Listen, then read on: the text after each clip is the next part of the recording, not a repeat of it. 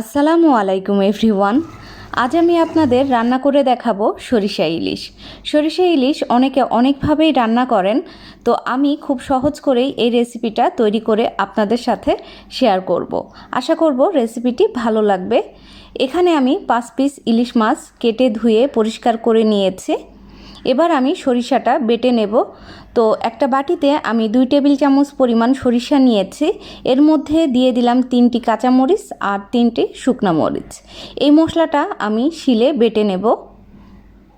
আপনারা চাইলে ব্লেন্ডারেও এই মশলাটা পেস্ট করে নিতে পারেন। তো দেখুন আমি শিলে মশলাটা বেটে নিয়েছি। এবার আমি যে প্যানে রান্না করব সেই প্যানে সরাসরি এই মশলাটা মাখিয়ে নেব।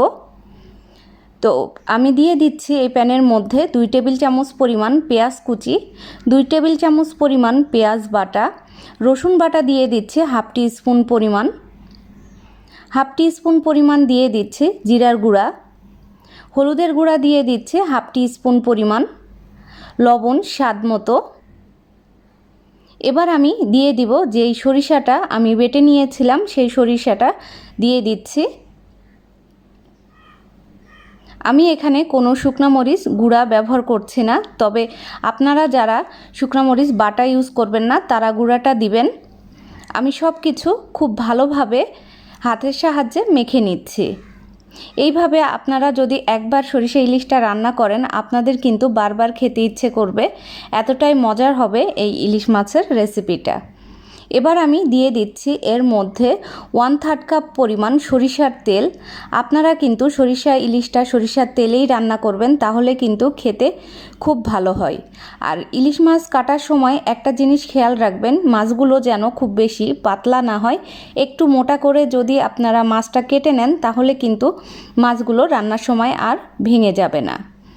তো আমি এখন মাছের পিসগুলো এই মশলার মধ্যে দিয়ে দিচ্ছি। আর মাছের সাথে মশলাগুলো খুব ভালোভাবে মেখে নিতে হবে। এমনভাবে মাখবেন যেন মাছের ভিতরে মশলাগুলো প্রবেশ করে।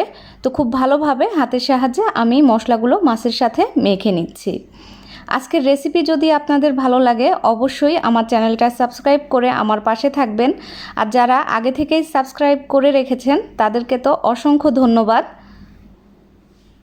তো দেখুন আমি খুব ভালোভাবে মশলার সঙ্গে মাছগুলো মেখে নিয়েছি। এবার আমি হাফ কাপ পরিমাণ পানি দিয়ে দিচ্ছি সরিষার বাটিটা ধুয়ে। সরিষা ইলিশ রান্নার সময় কিন্তু অনেক বেশি পানি ব্যবহার করবেন না, যেহেতু ইলিশ মাছ খুব নরম হয়, এমনিতেই কিন্তু মাছটা সিদ্ধ হয়ে যাবে অল্প পানিতেই। তো আমি পানিটা দিয়ে মশলার সঙ্গে পানিটা আবারও খুব ভালোভাবে মিশিয়ে নিচ্ছি। দেখুন মেশানো হয়ে গেছে। এবার আমি সরাসরি চুলায় বসিয়ে দেব। তো চুলায় বসিয়ে দিয়ে আমি 5 মিনিট ঢাকনা দিয়ে রান্না করব। চুলাটা কিন্তু হাই হিটে থাকবে। তো আমি ফিরে আসব 5 মিনিট পর।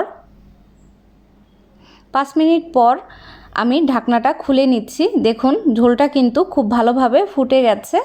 এবার আমি মাছগুলো উল্টিয়ে দেব একে একে। সরিষা ইলিশ রান্নার সময় খুব বেশি আপনারা মাছ নাড়াচাড়া করবেন না। 1 থেকে 2 বার আপনারা যদি উল্টিয়ে দেন তাহলেই কিন্তু মাছগুলো খুব ভালোভাবে সিদ্ধ হয়ে যাবে। অনেক নতুন রাঁধুনি আপুরা আছেন, তারা কিন্তু খুব সহজেই আমার এই রেসিপি ফলো করে পারফেক্ট একটা সরিষা ইলিশের রেসিপি তৈরি করে নিতে পারবেন। আমি আবারও 5 মিনিটের জন্য ঢাকনা দিয়ে ইলিশ মাছটা রান্না করে নেব। আর এ পর্যায়ে চুলাটা মিডিয়াম হাই হিটে থাকবে। আমি চুলাটা একটু কমিয়ে দিচ্ছি। আবারও ঢাকনা দিয়ে ঢেকে দিচ্ছি। তো ফিরে আসব 5 মিনিট পর।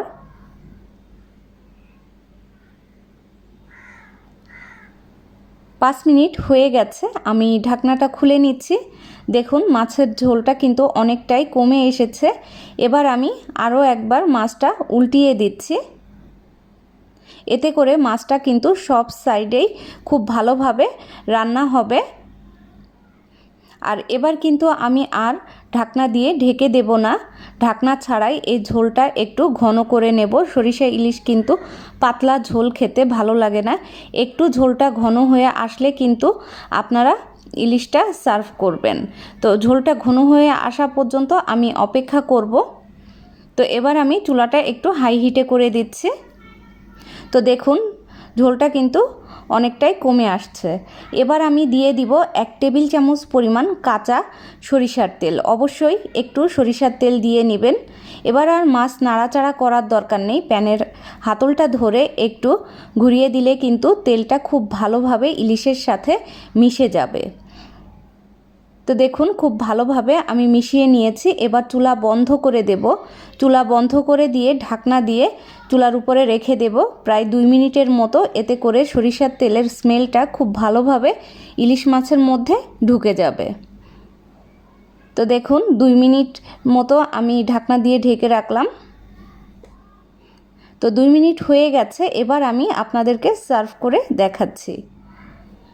তো দেখুন আমার ইলিশ মাছ রান্না হয়ে গেল। খুব সহজেই পারফেক্ট একটা সরিষা ইলিশের রেসিপি আমি আপনাদের সাথে শেয়ার করলাম। আশা করব আমার এই রেসিপি ভালো লেগেছে। সবাই ভালো থাকবেন। আল্লাহ হাফেজ।